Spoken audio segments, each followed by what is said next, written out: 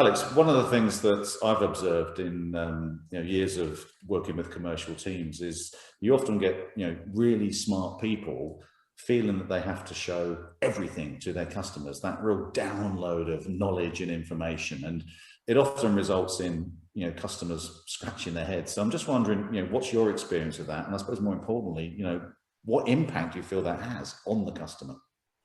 Yeah, it's a great question, Gareth. My belief is the impact, first of all, is that you completely disengage your customer. And we speak to customers about this, and they tell us that most commercial people will behave that way with them, and it just turns them off.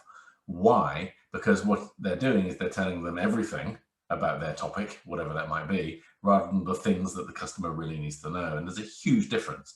Your job as a commercial person, you will have superior knowledge to your buyer. By the way, they will have superior knowledge to you about their organization. Your job is not to make them the expert, because you are the expert.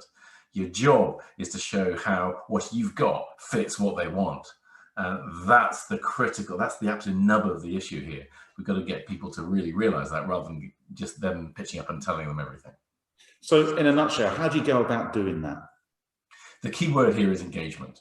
Mm-hmm. And that in itself is a huge topic. But if you think about how does somebody feel engaged, principally they feel listened to.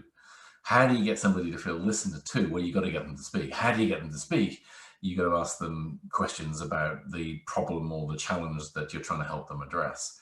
And that's absolutely at the center of this, is the deep engagement around the fundamental needs that they have as an individual and an organization, so that you can figure out which bits of your equation, your side of the equation, are you going to choose to fit to solve the problem that they have. It's about matching in classic sales terms. But so few people really do that. They're much more interested in just telling their customers about the great ideas that they've got.